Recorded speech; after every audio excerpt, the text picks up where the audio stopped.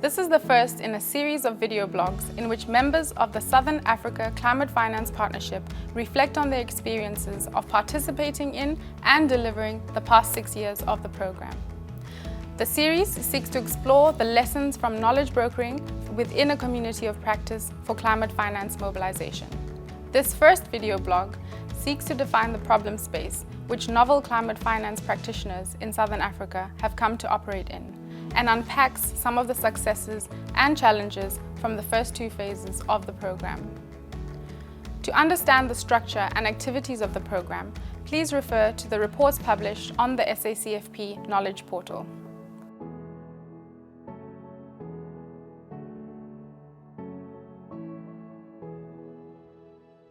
In the African context, with the plethora of issues that are faced around rapid urbanization, a youth bulge, youth unemployment, access to water, access to energy, all of these development issues are going to be compounded by climate change. The challenge is that developing countries generally have economies that have priorities elsewhere, and climate change is something that's becoming priority number 1. And finding those finances is very difficult. There aren't going to be sufficient resources from national fiscuses to deal with the impacts of climate change. So where does the additional money come from? There's a burden of expectation placed on the global north given the historical emissions that exist. The moral justification for financial provision to deal with the impacts of climate change to flow from the global north to the global south. And this is typified by some of the negotiations that happen annually at the United Nations Framework Convention for Climate Change. This global compact hinges on the provision of financial resources to adequately allow developing countries to adapt to life in a warmer world effectively. The Climate Policy Initiative estimated that the continent needs in the region of $277 billion annually to implement all of its nationally determined contributions and to meet its climate goals by 2030. But ultimately, this is not being matched in reality, and that as a continent in the region of 12 to 15% of this was realized in the 2019 and 2020 period. This is acutely felt within the Southern African region, and if those promises aren't honored, then there's friction and potentially breakdown in that multilateral negotiation process and the harmonization of how to solve what is a global problem. It's a dual challenge. It's not only about the climate finance flows, but also about the availability of the projects and the programs to which those funds need to flow and the capabilities and capacities and those access needs that also need to be addressed. So there's a lot of hope and aspirations placed on the Green Climate Fund as a financial instrument that serves that UNFCCC process. The Green Climate Fund sets out to shift paradigms. The issues around driving transformation at a country level are intrinsic to how the Green Climate Fund is set up. The Green Climate Fund has a predominant focus on being country-owned.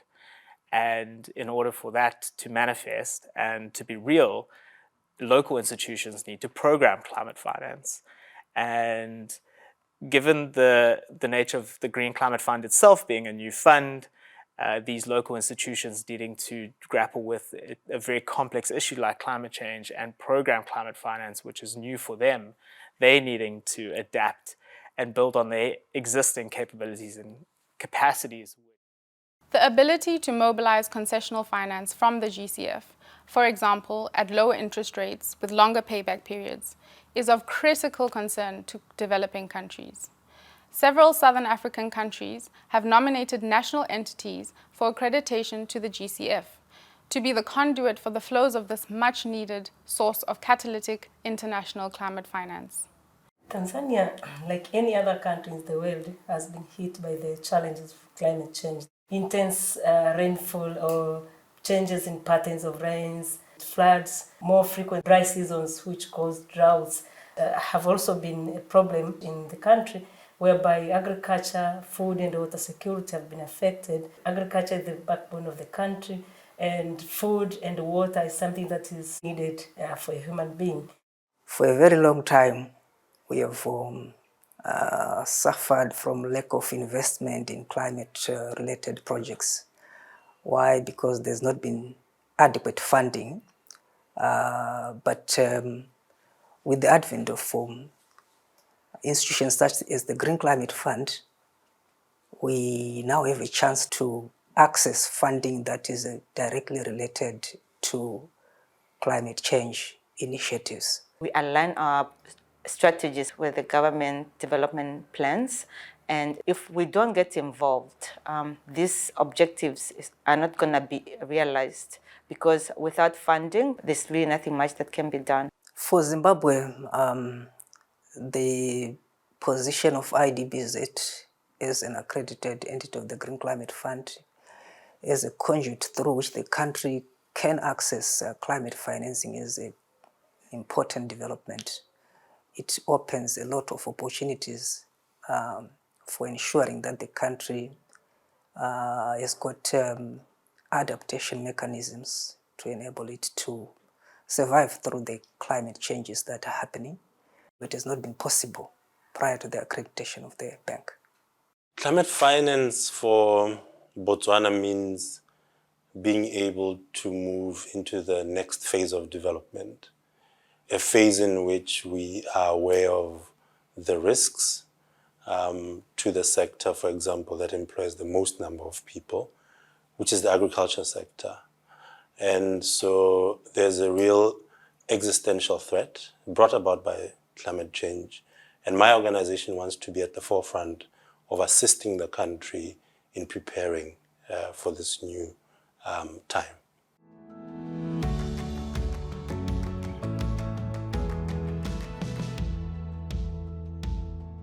The growing need to enhance capacities and capabilities to access and implement climate finance was the genesis for a program of work spearheaded by South North.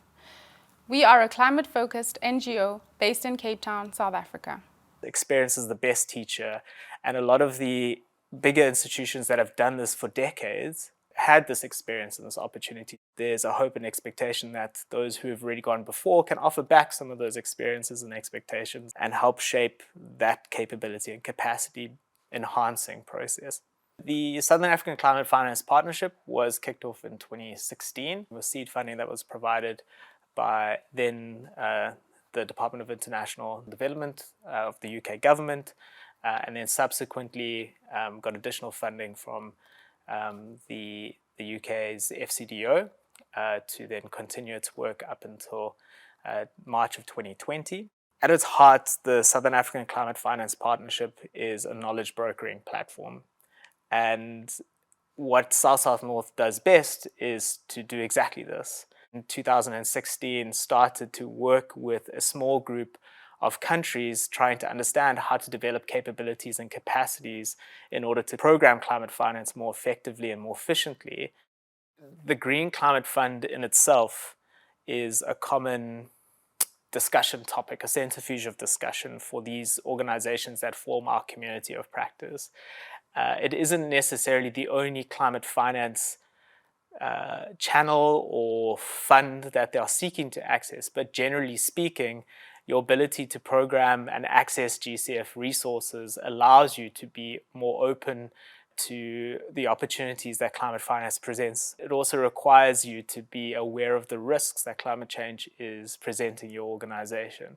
The starting point was the presumption that the knowledge existed, not necessarily in the right place, and how you move knowledge from one place to another place, and as an organization acting as an interlocutor to provision for that knowledge was really how we envisioned South North playing into that space.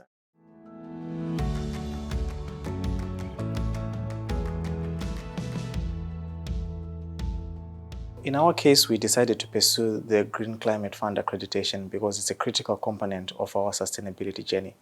We established what we call the climate positive agenda, and for us to be able to do that, we need to have resource mobilization. And the Green Climate Fund is one of the biggest climate finance windows in the world, and we certainly would like to be a part of that. We were actually never got aware of what the challenges of our accreditation process were at all. We didn't have an idea, so we just found ourselves in this situation. We are trying to get through these challenges. A lot of the lessons that we've eventually learned was because of the back and forth that we had to go through, not being able to understand from the word go exactly what GCF was looking for when they were doing the due diligence. Dealing with accreditation for IDBZ meant that we really had to transform ourselves as an organization. In terms of fiduciary issues, we had policies that were addressing that area. So we had to develop policies that were in line with the GCF requirements. So we had to go back and draft policies on the environment, draft policies on gender. It was challenging in the sense that, we were operating just as a traditional bank. Any change in any institution is likely to bring about problems. It's not easy to change the way you have been doing things. We did know that there were going to be some challenges, but maybe we didn't understand to what extent, because the truth is that we've got systems and processes in place that work for the work that we do, and they've worked for the type of banking and lending that we do. But when it came to the context of the GCF, a lot of those were found to be inadequate and they had to be enhanced. Becoming accredited to the GCF represents an evolution to business practices for most financial institutions. This evolution we came to refer to as the shift from project taker to project maker. What do we mean by that? Well, traditionally, these types of banks are project takers, in the sense that bankable investments are brought to them for consideration. They do the due diligence and assess the potential for return on investment. And if satisfied, they invest. The actual operations of the investment are out of their hands. But channeling climate finance as a GCF accredited entity requires that these banks become project makers, in the sense that they need to work with government to identify climate priority investment areas, source potential projects that address these, develop concept notes, undertake feasibility studies, and shepherd a complex proposal process through the GCF board for approval.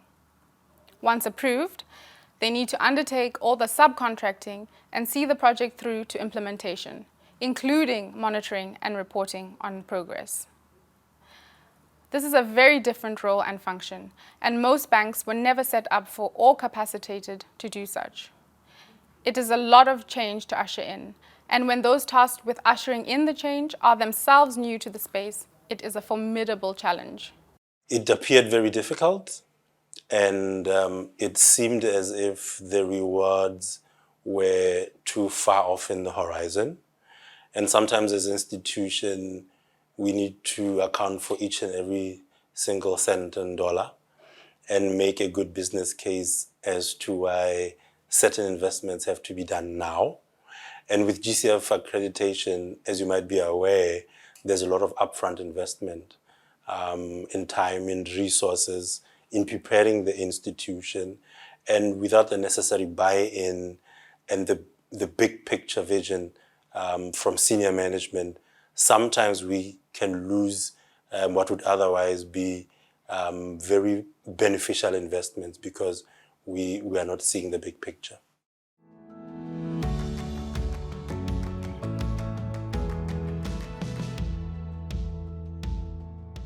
Newly designated champions, often without any formal additions to their job descriptions or KPIs, needed to rapidly attain new knowledge and skills in the niche area of climate finance, which in and of itself is a rapidly evolving space. At the time we started accreditation, there is not a single person who had experience in climate finance issues. Yeah, they were experts in financial issues, but not specifically climate change issues. My professional background, I've always been a banker. The first encounters I had with the learning journey were pretty much my introduction to climate finance. I studied environmental health and safety at university. I found myself working in a banking environment, so then now you have to integrate climate and finance. I'm from the financial sector with a focus on investment banking. My background is actually economics. I started working on climate finance issues when I joined the bank. It was a bit of a challenge, especially to really get to understand the issues. I've had to do a number of learnings and specific skill set attainment, particularly relating to environmental issues, social issues, as well as gender issues. I do see myself playing the role of a champion. It was a very lonely place. I think I spoke a language which many people in the institution didn't really understand. And I battled to get the buy-in that I really needed. Sometimes you just know that it's something that needed to be done, and I was expected to do. So I just had to make it work. So I had my own section that I was dealing with, but then I also had to coordinate inputs from the various divisions and colleagues, encouraging them to submit inputs as and when they were needed.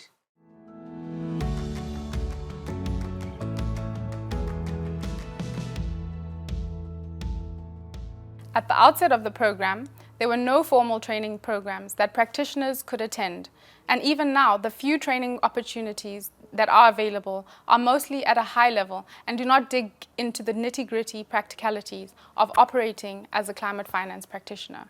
In many regards, this operating knowledge has yet to be codified.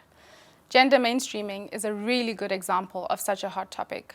When I started, I wasn't very confident that I was going to pull through, especially in terms of relating climate change issues to gender, because the background that I have, I've been mainstreaming gender in other spaces. The bank is focusing on these infrastructure development projects which I was working on, but not necessarily relating it to climate change and climate finance issues.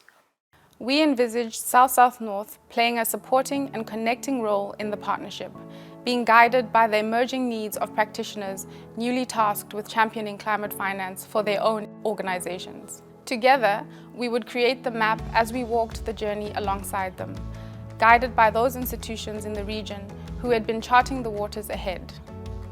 The second video blog in the series explores some of the early results of the first 3 years of the program across Phase 1 and 2.